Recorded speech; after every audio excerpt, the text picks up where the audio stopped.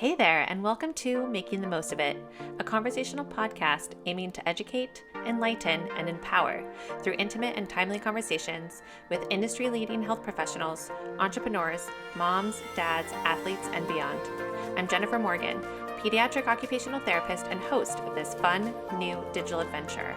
I'm so excited you're joining the conversation. We've got lots to discuss in this precious window of time, so let's get started. This is Making the Most of It.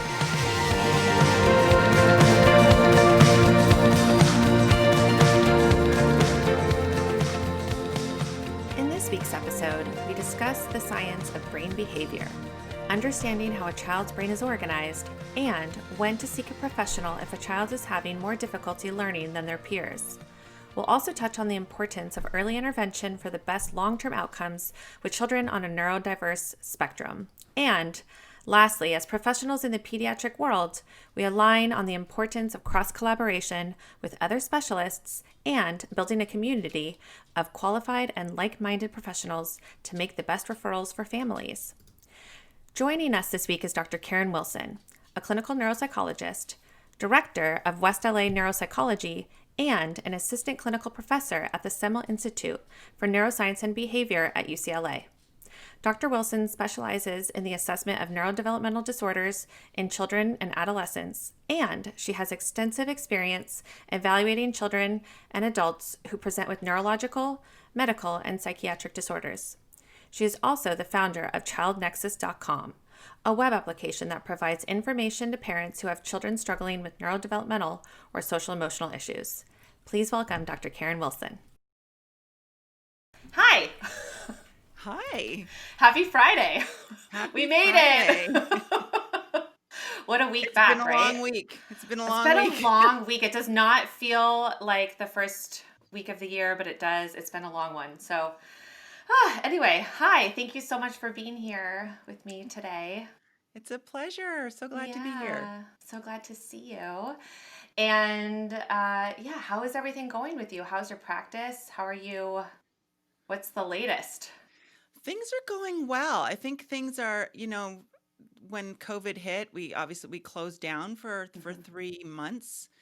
And then when we opened back up with all the CDC mitigation measures in place, there just seemed to be an overwhelming demand for assessments because Right. I think one of the things that happened was that you had some kids who were struggling pre-COVID, and then when they transitioned to distance learning, those struggles were exacerbated. Mm-hmm. And some kids who were doing fine in a school setting, at home, they were really having difficulty accessing the curriculum remotely. And Right. parents were seeing struggles that they hadn't seen before. So they're trying to figure out, what is this and what do I do? Right. So are you able to do the assessments virtually? Most of Well, them, I'm or not a doing little any bit in virtual. person? Yeah, it's a hybrid approach. So we do the clinical interview with parents remotely. We do the feedback sessions with parents remotely. We do all the rating forms by parents and teachers remotely, and then we bring kids in for their one-on-one testing Mm-hmm. sessions. So that's But what that we've has been to be done doing. in person. I mean, it's just, there's no way around it. For me, I need to see them and to see Yeah. how they do the tasks, and we're limited in terms of which tasks we can give Right. remotely. But that being said, there are people who are doing these evaluations remotely. But I feel like if I can be safe and keep the kids safe and have mitigation measures in place, I'd rather see them in person. Right. Oh, I completely agree with you. We're doing similar. We're doing kind of a hybrid model as well, where we're seeing a few kids, in the home setting, uh, outside, as able, and then the rest of the kids we're doing virtual sessions. It's just hard when you need to be in person for what a lot of what we do. So Yes, it's been an interesting test and challenge for all of us, I think, it has been. and especially parents. And I know you're a parent. How has I that am. been with us? That With handling. Are they've been obviously on That has been, I online mean, that has school. really been an added challenge because, I'm running a practice. We've got 3 clinicians in the practice and an office manager. And then all of a sudden in March, we had a 6 and an 8-year-old at home who were distance learning. So On top of all of that, on yeah. top of all of that. So it definitely posed challenges for us. and I could definitely relate to a lot of parents who were Yeah. struggling with trying to Yeah. manage work and distance learning. And just first grade is hard via Zoom. Mm-hmm. That's one of the things Yeah. that I mean, I some of these realized. kindergarteners, I'm like, oh my gosh, they're starting kindergarten I know. on the computer. And it just Yeah, like, it kind of breaks my heart because it's such a social experience for kids. And to absolutely. have to meet kids on a Zoom call, it's just hard. I Mhm. feel for everyone. I really do. And, especially the kids. I mean, obviously the parents, balancing everything, but the kids who they really need that socialization. Yeah, and like I always say that learning occurs in a social context, and so that's been really taken away. Kindergarten is also the kids in TK. I have Right? parents who say my child's in TK and they're on Zoom for a couple hours a day, I and it's know. hard. I know. It's I you know know. And we're like, we keep thinking it's gonna be, okay, like when is this gonna be over? So it's been almost a year. it's been almost a year, and Yeah. I think at this point we're just kind of assuming, you know, just planning on it until we hear otherwise, right? Yes, Right? I guess. absolutely. We're all doing the best that we can Right. I given know. the We current are. situation. I agree. And I feel like a lot of us have learned a lot during this time too, just in terms of, I don't know, for myself at least, I've slowed down, but it's actually been kind of a blessing. I don't know, have you experienced anything Yeah, like some positives? there are definitely a lot of silver linings in this. A lot of silver linings. It's been hard, and Yeah. I'm not one of those people to say, "Oh, it's been so wonderful to have Right. this different perspective and this Right. time with your family." Right. Some of that has been really great, but some of that can be also be very hard when you're, Right. a working mom. Right. Right. But there have definitely been silver linings. We've had a I lot of agree. laughter in our home, Yeah. a lot of fun, a lot of creativity Yeah. coming out as a result of this, and that's been good. Yeah. Yeah.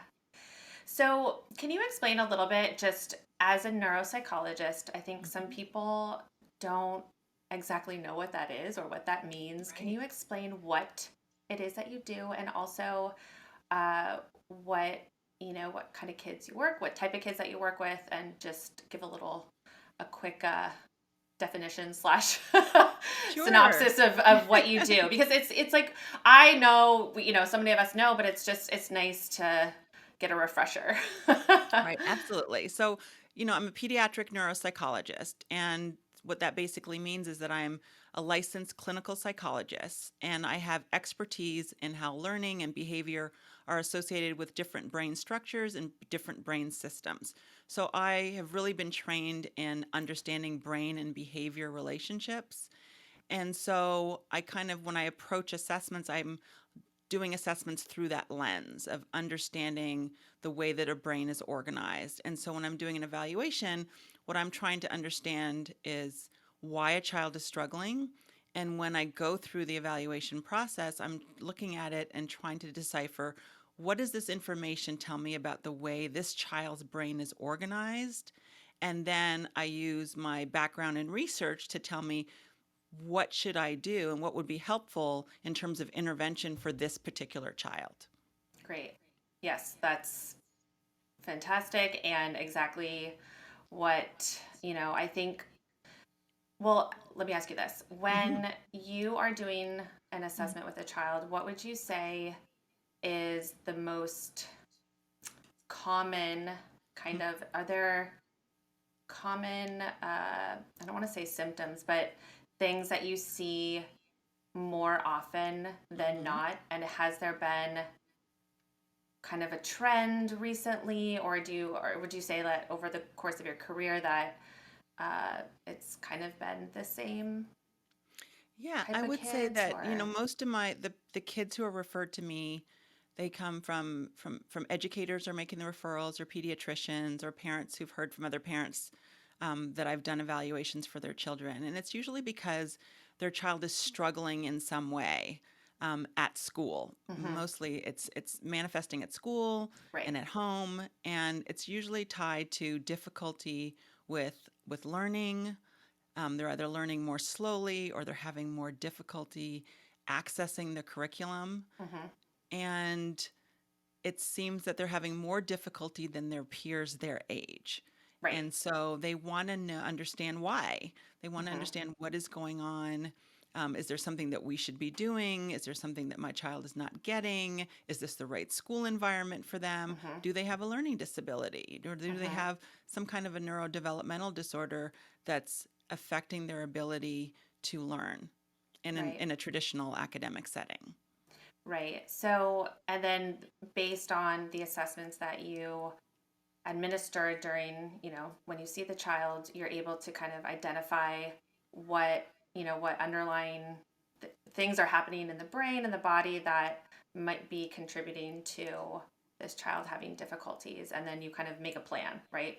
Absolutely. Yeah. That's basically it because, and one of the things I tell parents is that kids can struggle for a number of different reasons. And if you don't know what the reason is, you don't know how to intervene. Kids, for example, can have difficulty reading a passage for a number of different reasons. It can be that they're struggling to pay attention to the information on the page and they're constantly getting distracted. They don't understand the words that they're reading. They can read them beautifully, but not understand what the words mean. So Mm-hmm. that would be more language based. Or they're looking at the words and the letters on the page and they can't decode them Right. in a way that allows them to sound it out and then understand what it means. And Right. so, unless you know where things are breaking down, you won't know how to intervene because each of those three different scenarios that I just described, and there can be more than that, will require a different type of intervention in order to help that child thrive. Right. Right. So the assessment piece is what your your practice you're doing. Do you also see kids afterwards? Like, do you do treatment, or are you No, we just don't do primarily any doing treatment testing? in the office. We're strictly assessment based and psychoeducation. We do consultations with families and schools, and we also do the assessments. And then we refer them out to people who really specialize in particular interventions, and whether that's educational therapy or occupational Hmm. therapy or speech and language, we refer to our community of professionals who do that work and do it well. Yeah. So, do you have a ca- do you have a case or a child that you've worked with that has been the most like a unique or challenging case that you can recall? I'm trying to think of my own. No names, There's obviously, but do you I have mean, there are is so many. There's so yeah, many for so many different reasons. I think yeah, all the kids that I see are unique in their own way. right, right. And I think that even when you have kids with the same diagnosis, they can present very differently. Um, but I can think of kids who've struggled with attention, for example, and they've been getting the message for so long that you should work a little bit harder, or why can't you just focus? And I remember testing a kid who was really struggling in that realm and getting that message that if you just try harder, and even in the rating forms that I handed teachers, I got them back and they said that he's bright, but he's not working hard enough. He's Mm-hmm. not. He could be working harder. He was underperforming, Right, and found out that he did have a significant issue with attention and executive right. functioning that was impacting him. And we made the recommendation for educational therapy and a medication management consultation. The parents Mm-hmm. decided that they wanted to try medication. And the kid came back in about 6 weeks later and retested on some attention measures. And he said, "You know what? I never knew it would be so easy to pay attention." And I I'll always those are forget that because it was so effortful for drastic. him Mm-hmm. to just pay attention Right, that it was exhausting and it was frustrating and it was anxiety provoking. right. And he said, I didn't realize how easy it could be to pay attention. How old? Do you And remember how old he and was? he was about 10 years old. Yeah. He was about 10 years old. Because they really And I just thought that was internalize really it. insightful. Yeah, and it's that's the age, maybe even younger sometimes, when children can't pay attention or can't do things, and it starts to really show, and then Hmm. they internalize that difference and feel it. So have you seen that? Have you seen, I mean, I've just the definitely social seen that. emotional, the like, Yeah. the kids And who have, I've seen that yeah, particularly when kids don't get the early identification and the early intervention, right. where, most of the kids that we see come in between first grade and third grade. Hmm. But then some kids come in for the first time in middle school and a very small number in high school for the first That's time. tough. And when I get them in middle school and when they haven't been identified, but they've been struggling for so long, Hmm. that's when I see higher rates of anxiety, higher Hmm. rates of depression, Right. because they're working so hard Right. to And they do what have is been. easy for so many other people. Right. And it's been years of that, and like you said, internalizing, probably years of that, right? And Right. internalizing that struggle of, "Ugh, why can't I?" Absolutely. And I think and I often say this is that with misunderstanding, because then people don't understand why they can't just sit and read, or why Right. they can't just sit still to do their homework, or why it's Right. taking them so long to get their homework done. And with misunderstanding comes mislabeling. And that Right. label can be laziness, right? Right. Between the And parents, so, you're talking parents, teachers, even the kids themselves, yes. they feel Hmm. lazy. Yeah, and they They're internally like, they what's say, "Well, wrong I'm with just not a me? good student." Or they might say, Right. "You know, I'm just not a good student. I don't like school." Right. And that's when you start getting the decrease in motivation for learning. Right. And they But just those kids, I don't know. I feel like those kids, when you do get when students that are similar to that come your way and you're able to help identify and help them and figure out a plan like you do, and make some recommendations, and whether or not that, medication is involved, if it's an attention issue, it's just the result is just, I mean, it's almost that much more rewarding when you're able to help a family and a child in that sense. I mean, not saying that anything's more rewarding, because I'm sure you chose your field partly because it's very rewarding, as I did. But I feel like sometimes when you can make that real significant, change, it's almost even better. So absolutely. And I think that's yeah. one of the highlights of doing the work that I do is when I see kids again after that initial Hmm. evaluation, when they come in for a reassessment because, it's 5 years has gone by or they need Right. updated testing, then you get to see how much they've Yeah. grown Ugh, and how much the intervention has helped and made a significant difference in their lives. I love that. That's really it's the reason why I do what I do. I love that. And I think I get a lot of gratification when I hear that they're applying for college, Hmm. and I'm thinking, "Oh my goodness, I can't believe I saw you in I know 5th the ice grade." guy.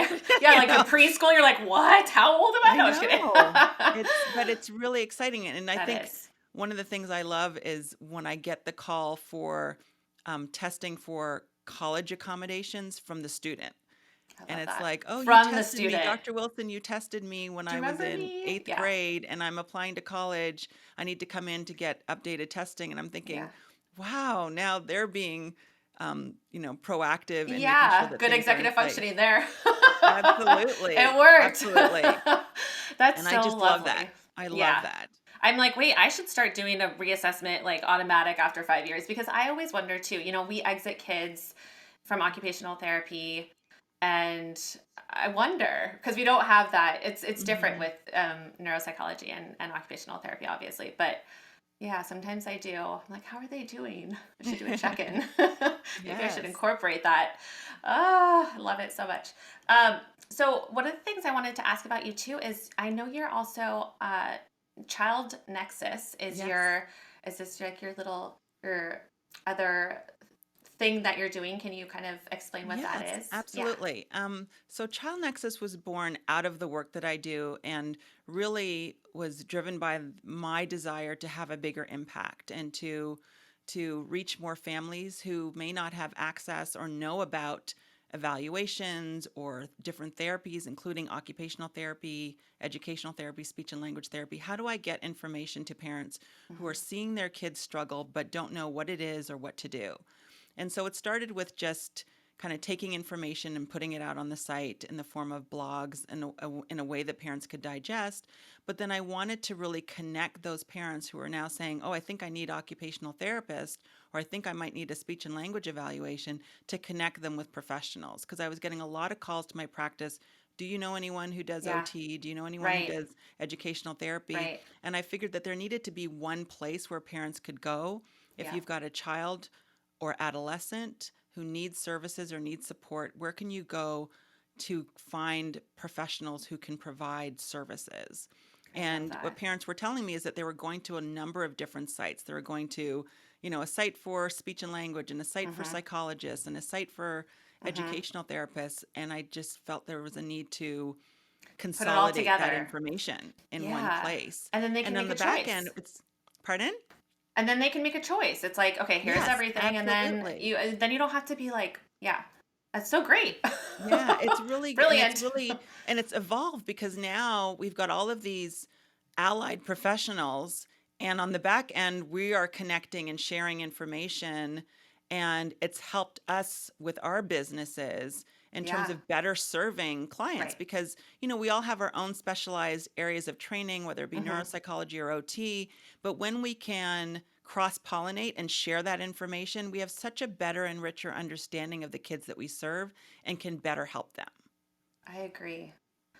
I'm excited. Yeah, I really think that that is something that is needed, and I mean, we make referrals all the time, even as even for us, we're not doing like the full blown assessment, Right. but even we're special. We specialize in what we specialize in, and then a lot of times we get kids who need, we see kids who need speech therapy, we see kids who need, Yes. educational therapy. So to be able to make that connection and have it's really for the parents, the parents to be Mhm. able to go and just look and do a little research and make their own choice. So that's beautiful. When did Right. you kind of like get that idea? And then, I mean, obviously it was parents asking, so that Mhm. probably sparked it. But what was that?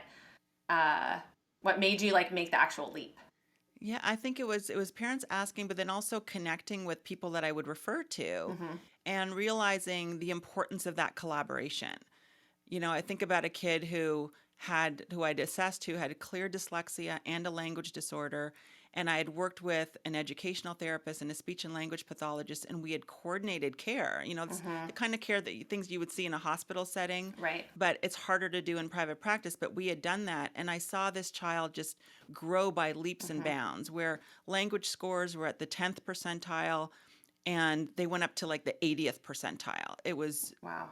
When we can striking. actually work together, it's pretty remarkable. Absolutely. And I think And that's I really, sorry to interrupt you, but I'm a huge proponent of that. I really believe in like sharing the wealth yeah, in terms of, absolutely. just doing what's best for the child and, Right. you know, um, working together with that and not saying, I mean, at least for what we do, it's like, seeing a child, 2 days a week. No, you can see them once, and then maybe the parent can use their resources to Hmm. to Yeah, go to ed really. therapy once a week. I really believe, I want, we all want what's best for the Right. kids, most of us. But Yeah. anyway, so Yeah, and I think too, as a clinician, and we're both clinicians in our own fields, you can make better referrals when you know the people that you're referring to.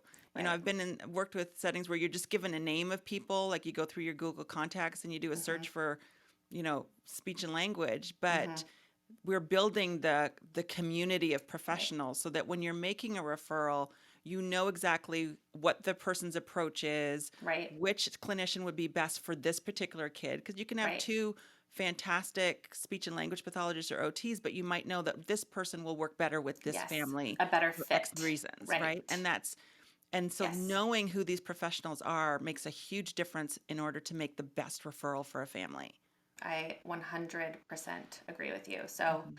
and that's it's true. It's like not every person is, we can't all be amazing at everything. We kind of Right. have our specialty. Like and mine is kids with attention issues, but mainly my specialty is handwriting Mhm. and fine motor and getting kids who are really dysgraphic and have a really hard time with any sort of handwriting, coloring. That's I can get a middle schooler and have them, I've had kids who are in seventh grade who, can't, their handwriting is completely illegible. And then Right. by the end of, eighth grade, they're writing beautifully. So that's my Right. specialty. And I'm not, but I might not be great at, activities of daily living or like, other things that, we work on. But I think we all have what we're good at, and knowing that Yes. ourselves, but also other professionals too, to be able to refer. But Right. knowing what we're good at, and I guess marketing from that, but also Yeah. just. you And know, having other clinicians know that. you're right. So if a speech and language therapist is working with someone, they clearly see some fine motor issues and dysgraphia, then they can Right. say, "Oh, you've got to work with Jennifer because this is her, Right. specialization," right? I just totally give myself a plug. I'm like, I'm really good at this, guys. You have to know thyself. Right? Obviously. Well, what would your like? What do you think your like really niche or like specific thing you really good at or you really like doing with kids? Yeah, I think Like what diagnosis or I love identifying neurodevelopmental disorders yeah, and writing a plan that specifically speaks to how to help that kid. yeah, And so, I see kids that come in who have neurological issues, injuries at birth or medical mm-hmm. conditions, and I see those kids and can work with those kids. But I, I, I love seeing kids who have those neurodevelopmental challenges that people don't understand, Mm-hmm. and then figuring out what it is, and then letting the school and letting parents know what it is that you can do next to help your child, because I Right, think it's you give a sense of relief that, okay, now I know what it is, right, now I know what we can work on, right, and then making those referrals and those recommendations that can really help a child thrive. right. I mean, Yeah. that's what we do. That's what Hmm. we're lucky, right? We Lucky to are. be able to do the work we do. So Absolutely. I feel lucky. So what's one thing that you would, what's one piece of advice, I would say, what's one piece of advice for parents that you have Hmm. right now? Hmm. And then also what's one just kind of catch all that you've learned, like kind of just some sort of like what's motivated you or, what is something that you want to share just Yeah, I would in say that general. I would tell parents to trust your intuition, Mm, because so many parents who delay an mm, evaluation have said that, I noticed this before, but I was such a good one. told he'll grow out of it. I was Yeah, told that he's just a boy. I was told she's just shy. But they kind of know that something else is going on and they delay it because they've been told something. And I would just say that they need to trust their intuition. And I if love they that. think that something is going on, to ask for a deeper dive into understanding why their child is struggling, whether that's an assessment through the school, through and starting with an OT assessment or a speech and language assessment, where start somewhere so that you have some more information other than Hmm. what someone thinks might happen or what might be happening. You need some more data in order to figure it out. I agree, but I think your advice with trusting your intuition is for everyone, but also just for parents too.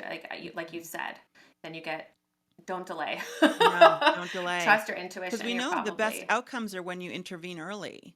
It's right. it's best for, for everyone. Right. I love that. That's a good one. So is that's it was a two-part question. Is Yes. that I love that as the answer to both, And right? I think it can serve as both. And I think so. I think I Yeah. want to add something else, because I think that Okay. some people delay it because they're afraid of a label or afraid of a diagnosis. And that's one of the reasons why they don't seek evaluations or seek assessments. Mm, And I think mm-hmm. that you can't go in thinking they're going to give my child a diagnosis. Think about going into the process as having a better understanding of the struggles my child is facing so I can better help him. I love that. Yeah. Yep. Agreed. 100%. We are in Yay! I agreement. love it. We are in agreement. I love it. Thank you. Thank you so much. I really, really appreciate your time today and all the work that you do. And I'm Well, grateful. thank you for Thank having you. me. Thank you.